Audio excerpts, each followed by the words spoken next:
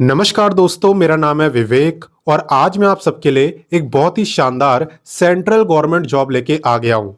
यहाँ पे 10वीं 12वीं से लेके पोस्ट ग्रेजुएट तक के लिए गवर्नमेंट जॉब आ रखी है। और जानते हैं किस विभाग में? डीएनए विभाग में। नाम तो आपने सुना होगा, लेकिन न्यूज वाला, रियल वाला नहीं। तो डीएनए की क्या फुल फॉर्म होती है ये आप मुझे कमेंट करके बताओगे, और न्यूज वाली फुल फॉर्म मत बता देना जो शो आता है। रियल में डीएनए की क्या फुल फॉर्म होती है ये कमेंट करके बताना। और बाकी मैं आपको बता दूं कि डेली मैं आपको एक नई डेली 2 गवर्नमेंट जॉब के बारे में बताता हूं, जिसमें कि पहली गवर्नमेंट जॉब मैं आपको सुबह 10 बजे डेली रोजगार विद विवेक चैनल पे बताता हूं, जो अभी आप देख भी रहे हो। तो सिर्फ देखना नहीं है मेरे भाई, सब्सक्राइब भी करना है और बेल आइकन भी दबाना है, ताकि जैसी मैं वीडियो डालूं आपके पास नोटिफिकेशन आ जाए और सबसे पहले आप मेरी वीडियोस को देख पाओ। वहीं पे दूसरी गवर्नमेंट जॉब मैं आपको बताता हूं, रोजाना दोपहर 3 बजे एग्जाम से हेड चैनल पर। एग्जाम से हेड भी हमारा ही चैनल है, वीडियो डिस्क्रिप्शन में लिंक मैंने दे दिया है, उससे भी आप सब्सक्राइब कर लेना, ताकि 3 बजे वाली गवर्नमेंट जॉब आपसे मिस ना हो। ठीक है, तो चलिए अब इस डीएनए की वैकेंसी के बारे में जानना स्टार्ट करते हैं। तो वैसे तो मैंने आपको शॉर्ट फॉर्म में बताया कि ये डीएनए विभाग है, लेकिन अगर मैं आपको विभाग का पूरा नाम बताऊं तो वो आप देख सकते हो, BRICCDFD। ये आपके विभाग का पूरा नाम है और इसी के अंदर आज की लेटेस्ट गवर्नमेंट जॉब आ रखी है। ठीक है, तो चलिए बात करते हैं इंपॉर्टेंट डेट्स की। देखो, आवेदन की बात करें कि फॉर्म कब से भर पाओगे, तो फॉर्म यहाँ पे 25 अगस्त से स्टार्ट हो भी चुके हैं और अप्लाई करने की जो लास्ट डेट रहने वाली है वो है 30 सितंबर। ठीक है, 30 सितंबर से पहले पहले ये फॉर्म आपको भरना होगा, तो अभी काफी टाइम है, आराम से भर सकते हो। बात करें फीस की, तो फीस भी आपको 30 सितंबर तक देनी होगी। एंड बात करें कि आपका एग्जाम कब होगा, तो देखिए यहाँ पे सारी चीजें बता दी है, लेकिन ऑफिशियल नोटिफिकेशन में ये नहीं बताया है कि आपका एग्जाम कब लिया जाएगा। लेकिन अगर मैं आपको एक्सपेक्टेड बताऊं तो नवंबर मंथ में यहाँ पे एग्जाम होने के चांसेस रहेंगे। ठीक है, किस मंथ में? नवंबर मंथ में। तो चले इससे आगे बढ़ते हैं और इसकी क्वालिफिकेशन वगैरह के बारे में जानते हैं। देखो, जहां तक बात है एलिजिबिलिटी यानी क्वालिफिकेशन की, तो ये डिपेंड करती है कि आप किस पोस्ट के लिए अप्लाई कर रहे हो। जैसे कि अगर आप 10वीं पास हो तो आप स्किल्ड वर्क असिस्टेंट बन सकते हो। वहीं पे अगर आप 12वीं पास हो, साइंस कॉमर्स आर्ट्स किसी से भी, आप यहाँ पे जूनियर असिस्टेंट बन सकते हो। और अगर आपने पोस्ट ग्रेजुएशन करी हुई है, आपने पीजी करी हुई है साइंस या फिर टेक्नोलॉजी में, तो आप यहाँ पे टेक्निकल असिस्टेंट बन सकते हो। ठीक है, 10वीं 12वीं और पोस्ट ग्रेजुएट आप तीनों के लिए वैकेंसी यहाँ पे आ रखी है। अब कुछ बच्चे कंफ्यूज हो जाएंगे कि सर मैं तो ग्रेजुएट हूं, तो मैं किस में अप्लाई करूं? तो देखो, अगर आप ग्रेजुएट हो तो आप 12वीं पास वाले में भी अप्लाई कर सकते हो और चाहो तो 10वीं पास वाले में भी।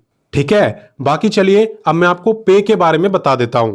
देखो, पे की जहां तक बात है तो वो भी डिपेंड करती है आपकी पोस्ट के ऊपर। जैसे कि अगर आप यहाँ पे स्किल्ड वर्क असिस्टेंट बनते हो तो आपका पे रहने वाला है लेवल 1 के अकॉर्डिंग, यानी कि इसके आसपास। ठीक है, ऐसे ही अगर आप जूनियर असिस्टेंट बनते हो तो आपका जो पे रहेगा वो रहेगा लेवल 2 के अकॉर्डिंग, यानी कि तकरीबन इतना। एंड यहाँ पे जो मैक्सिमम रहने वाला है वो है टेक्निकल असिस्टेंट का। जो टेक्निकल असिस्टेंट का पे लेवल है वो है लेवल 6। लेवल 6 का मतलब है कि इसके आसपास पे आपका रहने वाला है। क्लियर? कोई डाउट नहीं है? तो चलिए इससे आगे बढ़ते हैं। तो चलिए अब नेक्स्ट बात करते हैं एप्लीकेशन फीस की। देखो, फीस आपकी डिपेंड करती है कैटेगरी के ऊपर, कुछ को देनी है और कुछ को नहीं भी देनी। आप देख सकते हो कि अगर आप जनरल, ओबीसी या ईडब्ल्यूएस में आते हो और आप मेल हो, पुरुष हो, तो आपकी फीस रहने वाली है 200। इनके अलावा किसी को नहीं देनी है। आप देख सकते हो SC ST, physically handicapped, ex serviceman, इनकी कोई फीस नहीं है। और अगर आप फीमेल हो, किसी भी कैटेगरी की आप फीमेल हो, आपकी फीस यहाँ पे नहीं लगने वाली। क्लियर? तो चलिए इससे आगे बढ़ते हैं और बाकी जानकारी लेते हैं। तो चलिए अब बात करते हैं सिलेक्शन प्रोसेस की। ठीक है, वैसे तो यहाँ पे आपको एक सिंगल एग्जाम देना है, लेकिन एक पोस्ट ऐसी है जहां पे आपका स्किल टेस्ट भी होगा, यानी कि टाइपिंग टेस्ट। तो सारी जानकारी मैं आपको डिटेल में देता हूं, आप एकदम ध्यान से देखना।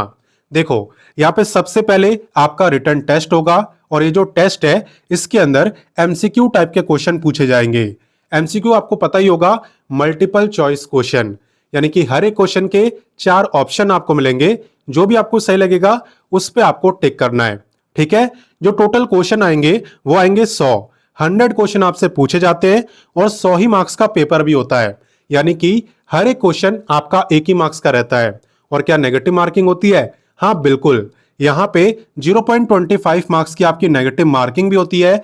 तो वही क्वेश्चन करना जो कंफर्म आपको आते हो, ठीक है। बाकी अगर मैं आपको सब्जेक्ट वाइज क्वेश्चन बताऊं तो यहाँ पे 25 आते हैं इंग्लिश के, 25 रीजनिंग के, 25 मैथ के और 25 जीके के। सबको प्लस करोगे तो हो जाएंगे 100, ठीक है। बाकी आप ये भी सोच रहे होगे कि हम इसकी तैयारी कहां से करेंगे, तो आप वीडियो डिस्क्रिप्शन में जाना, वहां पे मैंने आपको सब्जेक्ट वाइज बुक का लिंक दे दिया है, ठीक है। सभी सब्जेक्ट की बुक का लिंक वीडियो डिस्क्रिप्शन में आपको दे दिया है। उन्हें परचेस करके आप उससे इस गवर्नमेंट जॉब की तैयारी कर सकते हो। और बाकी मैं आपको बता दूं कि यहां पे अगर आप जूनियर असिस्टेंट के लिए अप्लाई करते हो तो आपको एग्जाम तो क्वालिफाई करना ही है, लेकिन उसके बाद आपका टाइपिंग टेस्ट भी होगा। अच्छा, अब टाइपिंग में ऑप्शन है कि इंग्लिश में करना चाहते हो कि हिंदी में। इंग्लिश के अंदर जो स्पीड मांगी गई है वो है 35 वर्ड पर मिनट और हिंदी के अंदर मांगी है 30 वर्ड पर मिनट। किसी भी एक लैंग्वेज में आपको टाइपिंग टेस्ट करके दिखाना होगा, टाइपिंग करके दिखानी होगी। क्लियर? तो चलिए अब इससे आगे बढ़ते हैं। तो चलिए नेक्स्ट बात करते हैं एज लिमिट की। और ध्यान देना कि एज आपकी काउंट कब से हो रही है। देखो, एज आपकी काउंट हो रही है 30/9/2025 से, यानी कि 30 सितंबर से। आपको यह ध्यान देना है कि 30 सितंबर को आपकी जो एज है वो कम से कम 18 साल की रहेगी या नहीं। अगर उस दिन आप कम से कम 18 साल के रहोगे ना तो आप इस वैकेंसी में अप्लाई कर सकते हो, ठीक है। बाकी बात करें मैक्सिमम एज की, तो यहां पे सभी पोस्टों की जो मैक्सिमम एज है वो है 25 ईयर्स। लेकिन जो पोस्ट ग्रेजुएट वाली पोस्ट मैंने आपको बताई थी टेक्निकल असिस्टेंट की, उसकी मैक्सिमम एज है यहाँ पे 30 ईयर्स, बाकी सबकी 25। क्लियर? और बाकी रिलैक्सेशन की बात करें तो वो मिलेगा सिर्फ एसटी कैटेगरी को और पूरे 5 साल का, यानी कि 25 वाली एज लिमिट हो जाएगी 30 ईयर और 30 वाली हो जाएगी 35 ईयर। लेकिन ये रिलैक्सेशन किसे मिलेगा? सिर्फ एसटी कैटेगरी को। अब नेक्स्ट बात करते हैं हाउ टू अप्लाई की, यानी इस वैकेंसी में आवेदन कैसे करना है। तो आवेदन करने का जो प्रोसेस है ना वो थोड़ा सा यहाँ पे अलग रहने वाला है। अलग क्या है, सेम ही है, बस थोड़ा सा लंबा प्रोसेस है। बट चिंता मत करो, मैं आपको एकदम डिटेल में समझाऊंगा। देखो, सबसे पहले आप वीडियो के डिस्क्रिप्शन में जाना, वहां पे आपको व्हाट्सएप का लिंक मिलेगा एंड व्हाट्सएप पर ही मैंने नोटिफिकेशन, अप्लाई, ऑफिशियल वेबसाइट, ये तीनों चीजें आपको दी हुई है, ठीक है। तो अप्लाई करने के लिए सबसे पहले आपको अप्लाई लिंक पे क्लिक करना है। क्लिक करने के बाद आपका जो पहला काम है वो है रजिस्ट्रेशन करने का। सबसे पहले आप रजिस्ट्रेशन करोगे, उसके बाद आप यहां पे लॉगिन करके कंप्लीट फॉर्म को भर सकते हो, ठीक है।